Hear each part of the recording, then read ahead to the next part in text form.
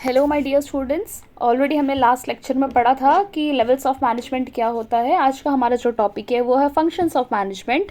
Functions of management क्या होता है, यहाँ पे ऑलरेडी हमारे 5 ऑथर्स हैं, उन्होंने अलग अलग अपने अकॉर्डिंग फंक्शंस बताए हैं कि अगर सक्सेसफुली एक मैनेजमेंट आपको करना है अपने ऑर्गेनाइजेशन का, तो आपको यही चीज़ें फॉलो करनी पड़ेगी, तो ही अपने मैनेजमेंट को आपका मैनेजमेंट अच्छा कहलाता है। सक्सेसफुली आप अपने ऑब्जेक्टिव को अचीव कर पाते हो। इन शॉर्ट अगर ये इनका कहना है। कून्स और डोनल ने क्या बोला है कि 5 फंक्शंस होते हैं। हेनरी फॉल ने 5 फंक्शंस बताए हैं। पीटर एफ डकर ने 3 फंक्शंस बताए। उनका ऐसा कहना है कि आप पहले अपने बिजनेस को मैनेज करो, अपने मैनेजर्स को मैनेज करो और अपने वर्कर को और उनके वर्क को मैनेज करो। फोर्थ है, लुथर गुलिक ने क्या बोला है, 7 फंक्शंस होते हैं। पहले आप प्लान करो, उसको फिर ऑर्गेनाइजिंग करो, फिर लोगों को हायर करो, लोगों को डायरेक्शन प्रोवाइड करो, देखो कि आपके ऑर्गेनाइजेशन में कोऑर्डिनेशन है या नहीं। अगर कोऑर्डिनेशन होगा तो काम आपका इफेक्टिवली होगा। ठीक है, उसके बाद रिपोर्टिंग प्रोसेस फॉलो करो, उसके बाद बजटिंग प्रोसेस फॉलो करो और आपका जो मैनेजमेंट है वो सक्सेसफुली आप अपने ऑब्जेक्टिव को अचीव कर पाओगे with the help of the management.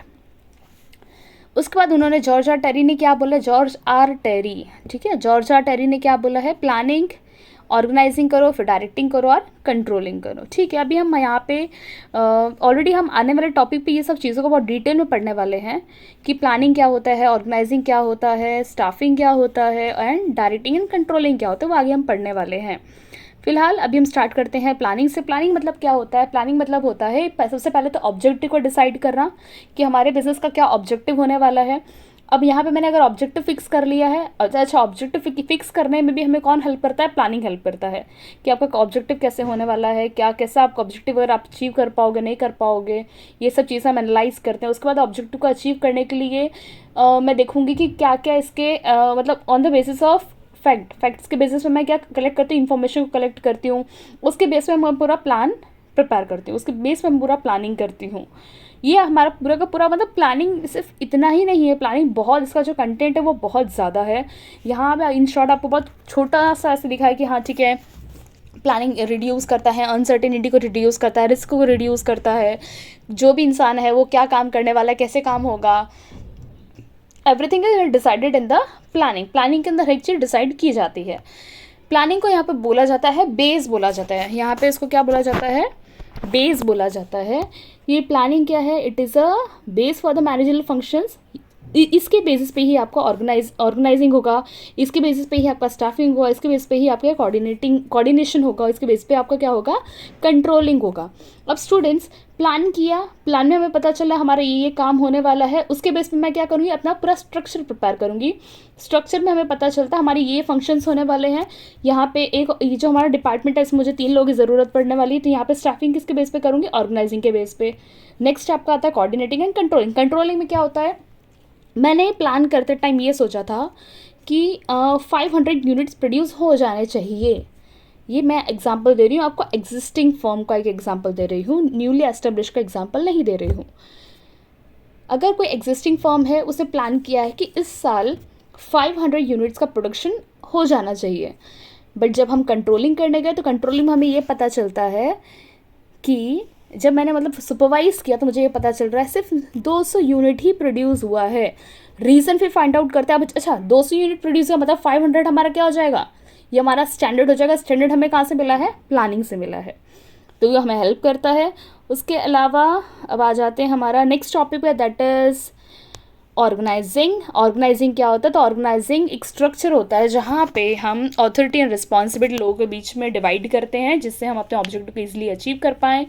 साथ ही साथ यहाँ पे हम ऑब्जेक्टिव्स को प्रिपेयर करते हैं, पॉलिसीज़, प्रोग्राम, सब कुछ हम डिसाइड करते हैं with the help of planning. ठीक है, यहाँ पे ठीक है, हम ये पूरा डिसाइड करते हैं कि कौन सुपरवाइज करेगा, उसके पास कितनी अथॉरिटी होगी, जो नीचे सबऑर्डिनेट है या जो सुपरवाइजर है उनके बीच में क्या रिलेशन होगा, everything is decided in organising. Last जो अपना थर्ड पॉइंट है वो क्या है, स्टाफिंग। अब मैं किसके बेस पे स्टाफिंग करूँगी, मैं ऑर्गेनाइजिंग के बेस पे स्टाफिंग करूँगी, लोगों को हायर करूँगी। लोगों को हायर करने के बाद मेरे मतलब ये जो स्टाफिंग है ना, ये इतना बड़ा कंसेप्ट है कि इसके अंदर हम हर एक चीज़ को देख लेते हैं। इसमें ऐसा नहीं है कि हम सिर्फ स्टाफ करके लोगों को छोड़ देते हैं, लेकिन हम रिक्रूट करके लोगों को छोड़ देते हैं, ऐसा नहीं होता। हम पहले रिक्रूटमेंट करते हैं, मतलब लोगों की भर्ती करते हैं। लोगों की भर्ती मतलब कितने नंबर ऑफ़ एप्लीकेशंस आपके पास आ रहे हैं। फिर उससे जितने एप्लीकेशंस जब आते हैं उसको हम क्या बोलते हैं, रिक्रूटमेंट बोलते हैं, उसको हम क्या बोलते हैं, रिक्रूटमेंट बोलते हैं। अगर कोई हमें पता चलता है कि सो एंड सो स्कूल में कोई वैकेंसी खाली है, तो वहाँ पे ऐसा नहीं कि सिर्फ एक आप अकेले जाने वाले हो, वहाँ पे ऐसा हो सकता है, पॉसिबिलिटीज़ है कि वहाँ पे 10 लोग आके वो एप्लीकेशन देते हैं, तो वो 10 लोग क्या हो जाएंगे, रिक्रूटमेंट हो जाएगा। अब 10 लोग में से हम किसी एक को सिलेक्ट करते हैं तो वो किसके अंदर आ जाएगा, सिलेक्शन में आ जाएगा। सिलेक्ट करने के बाद मैं क्या करूँगी, सिलेक्ट करने के बाद भले ही वो एक्सपीरियंस इंसान हो, चाहे भले ही वो फ्रेशर हो, एवरीवन नीड्स ट्रेनिंग। तो यहाँ पे एक ऑर्गेनाइजेशन क्या प्रोवाइड करेगा, अपने एम्प्लॉयज़ को ट्रेनिंग प्रोवाइड करेगा। ट्रेनिंग प्रोवाइड करने के बाद क्या होता है, ट्रेनिंग प्रोवाइड करने के बाद हम उनको एक्चुअल फील्ड में भेजते हैं। उनका प्रमोशन करना, डिमोशन करना, डिसमिसल करना, everything is decided in staffing. Last आपका नेक्स्ट आपका जो पॉइंट आ जाता है वो है डायरेक्टिंग। अब हमारा जो एम्प्लॉय है वो हमारे ऑर्गेनाइजेशन में आ चुका है, बट हमें उनको क्या करना पड़ेगा, प्रॉपरली गाइड करना पड़ेगा, उनके काम को सुपरवाइज करना पड़ेगा, जिससे हम अपने ऑब्जेक्टिव को ईजिली अचीव कर पाएंगे। यहाँ पे सिर्फ और सिर्फ ऐसा नहीं होता है कि हम सिर्फ यहाँ पे अपने एम्प्लॉयज़ का ही ध्यान रखते हैं, नहीं, यहाँ पे हम हर चीज़ को हम देखते हैं कि वेदर वो सही से हो रहा है कि नहीं हो रहा है। ठीक है, planning is done after deciding the objective and ideal organisation is formed. Raw materials ये सब परचेज हो चुके हैं, स्टाफ भी अपॉइंट हो चुका है। Instead of this all this efforts are useless if superior fails to provide proper direction to the employees और वर्कर। ठीक है, यहाँ पे ऐसे ही बोला गया है। प्लानिंग क्या करता है, प्लानिंग आपको हेल्प करता है। ऑब्जेक्टिव आपने डिसाइड कर लिया है, देखो यहाँ पे मैं पढ़ रही हूँ, मैं आपको एक बार अंडरलाइन कर देती हूँ कि एक सेकेंड। ठीक है, ये रहा प्लानिंग क्या बोल रहा है यहाँ पे क्या बोला गया है। प्लानिंग ने क्या किया है, आपके ऑब्जेक्टिव को डिफाइन कर दिया है। एक आपका आइडल स्ट्रक्चर फॉर्म हो चुका है, रॉ मटेरियल्स मशीनरी से परचेज होगा, आपके स्टाफ भी अपॉइंट हो चुके हैं, बट ये सब एफर्ट्स यूजलेस हो जाएंगे अगर सुपीरियर फेल हो जाता है प्रॉपर डायरेक्शन प्रोवाइड करने के लिए एम्प्लॉयज़ या तो फिर वर्कर को। Other manager functions are worthless without direction includes various activities like to direct the subordinate. मैंने आपको बोला सही डायरेक्शन दिखाना, उनको सुपरवाइज करना, उनको ऑर्डर्स देना, इंस्ट्रक्शंस देना, उनके वर्क को फिक्स करना, उनको मोटिवेट करना, लीडरशिप प्रोवाइड करना, ये सब किसके अंदर आ जाता है, डायरेक्शन के अंदर आ जाता है। अब यहाँ पे मैं आपको एक वर्ड है जो मैं बहुत अंडरलाइन करूँगी वापस, मोटिवेशन। सबसे जो मेन चीज़ है मोटिवेट करना हमारे एम्प्लॉयज़ का। हमारा सब कुछ हो चुका है, सब कुछ सेटल हो चुका है, ठीक है, मशीनरी है, रॉ मटेरियल्स है, हमारे एम्प्लॉयज़ भी कैपेबल है, उनको ट्रेनिंग भी प्रोवाइड कर दी है, बट स्टिल अगर वो एक्चुअल वर्क में जाते हैं, एक्चुअल डिपार्टमेंट में जब काम करने जाते हैं, तो उनको हमें लगातार उनको इंस्ट्रक्शंस देना पड़ेगा, उनको गाइड करना पड़ेगा, उनको मोटिवेट करना पड़ेगा। अब मोटिवेशन में क्या होता है, मोटिवेट मतलब होता है दो तरह से होता है, एक होता है फाइनेंशियल, एक होता है नॉन फाइनेंशियल। ओके ठीक है, अब हमारा जो नेक्स्ट टॉपिक है वो क्या आ जाएगा, कंट्रोलिंग आ जाएगा। कंट्रोलिंग का मतलब क्या होता है, control is the function of maintaining balance among efforts, result, resources and objective. Controlling एक लास्ट फंक्शन है, किसका लास्ट फंक्शन है, मैनेजमेंट का, जहाँ पे हम सुपरवाइज करते हैं whether business activities are done according to the planning और not as per traditional concept. Controlling means to have restriction on employees' activity, to have strict approach, provision of punishment or fine in case of employees making mistake, transferring them or withholding their promotion and so on, but it is a negative approach.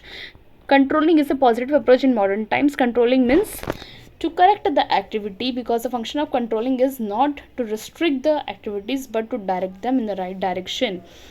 If these activities are not done as per the planning, the function of controlling is to see that mistake made in past are not repeated in the future. Okay, अब यहाँ पे क्या बोला है, अगर हम पुराने ज़माने की बात करते हैं, अर्लियर टाइम की बात करते हैं, तो वहाँ पे क्या होता था कि वहाँ पे हम एम्प्लॉय की एक्टिविटीज़ पर रिस्ट्रिक्शन होता था, वो एक स्ट्रिक्ट अप्रोच हुआ करता था। अगर कोई काम नहीं हो रहा तो उनको पनिशमेंट देना, फ़ाइन लेना उन लोगों से, अगर कोई भी एम्प्लॉयज़ मिस्टेक करता है या तो उनको ट्रांसफ़र कर देना या तो उनके प्रमोशन को होल्ड पे कर देना, ये एक नेगेटिव अप्रोच है। बट आज का जो कंट्रोलिंग है वो क्या है, मॉडर्न टाइम्स में ये पॉजिटिव कंसेप्ट बोला गया है इसको, ये पॉजिटिव कंसेप्ट है।